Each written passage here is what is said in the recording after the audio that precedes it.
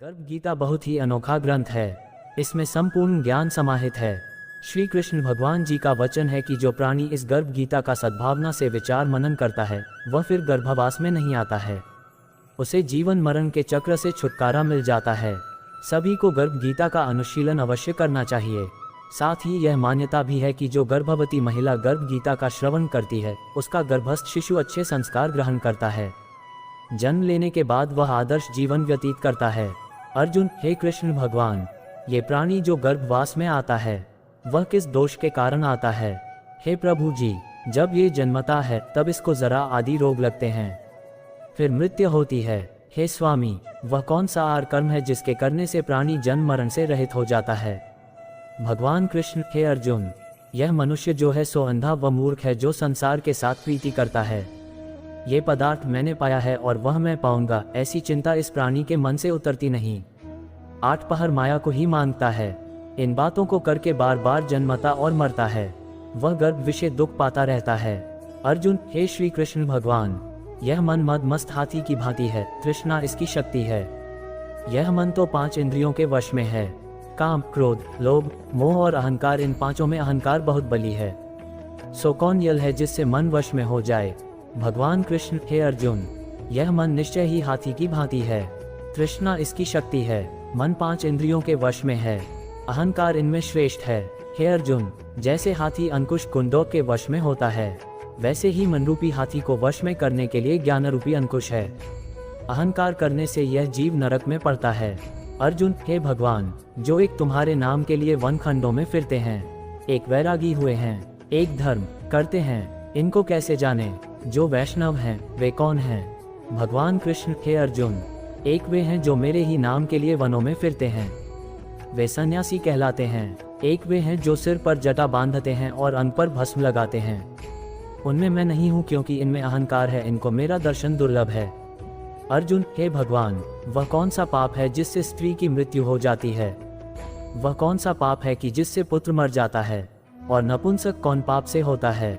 भगवान कृष्ण, हे अर्जुन, जो किसी से कर्ज लेता है और देता नहीं, इस पाप से उसकी औरत मरती है। और जो किसी की अमानत रखी हुई वस्तु पचा लेता है उसके पुत्र मर जाते हैं। जो किसी का कार्य किसी के गोचर आए पड़े और वह जबानी कहे कि मैं तेरा कार्य सबसे पहले कर दूंगा, पर समय आने पर उसका कार्य न करे, इस पाप से नपुंसक होता है।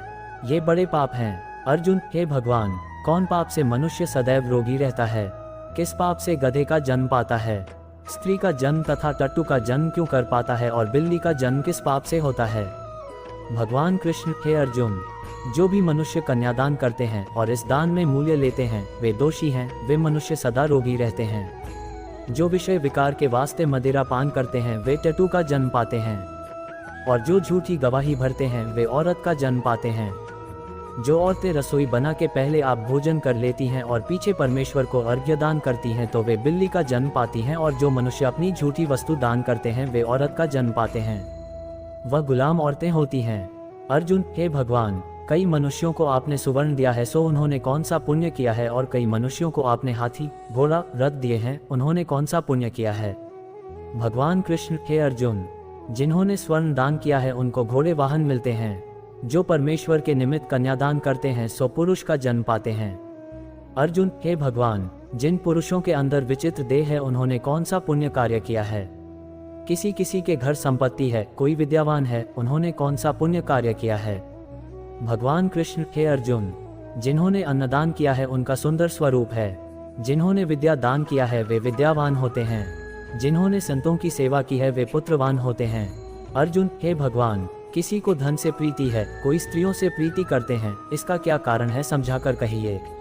भगवान कृष्ण, हे अर्जुन, धन और स्त्री सब नाश रूप हैं, मेरी भक्ति का नाश नहीं है। अर्जुन, हे भगवान, ये राजपाट किस धर्म के करने से मिलता है? विद्या कौन सा धर्म करने से मिलती है?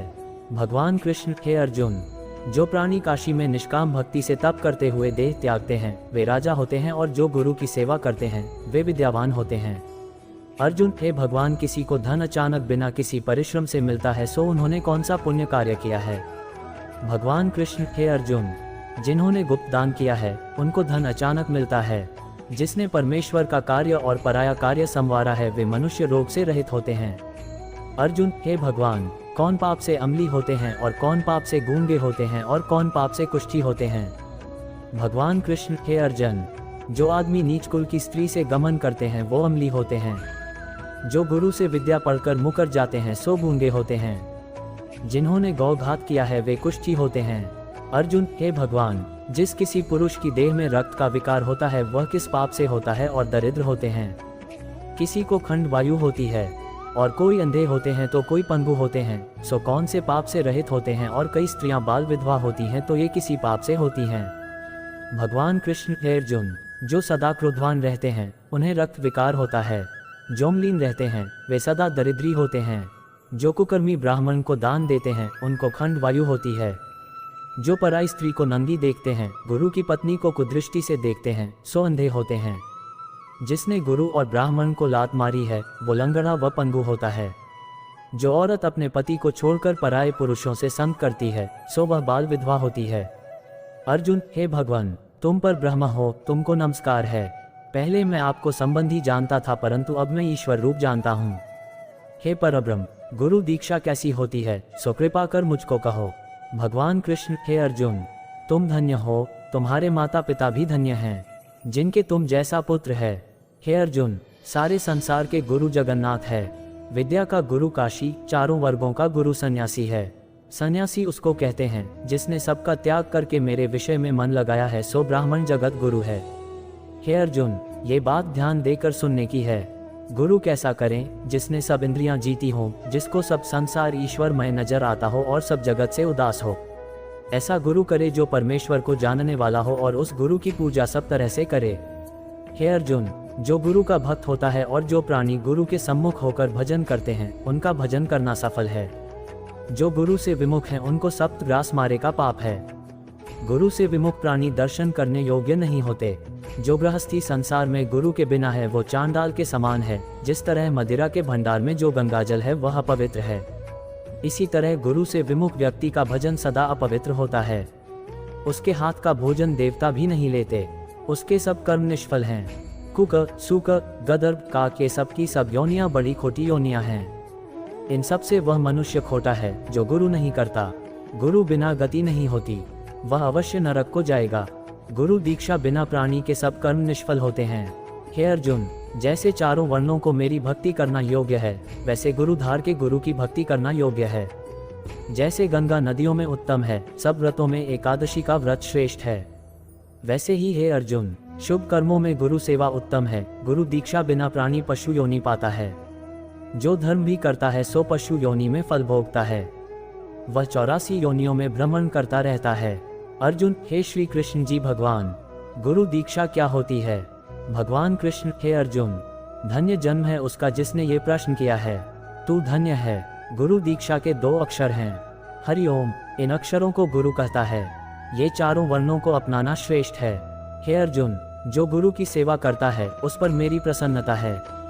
वह 84 योनियों से छूट जाएगा, जन्म मरण से रहित हो नरक नहीं भोगता।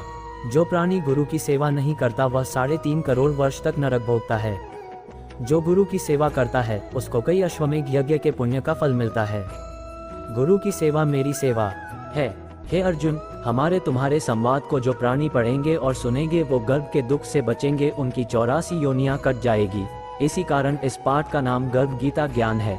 श्री कृष्ण भगवान जी के मुख से अर्जुन ने श्रवण किया है। गुरु दीक्षा लेना उत्तम कर्म है। उसका फल ये है कि नरक की 84 योनियों से जीव बचा रहता है। भगवान बहुत प्रसन्न होते हैं।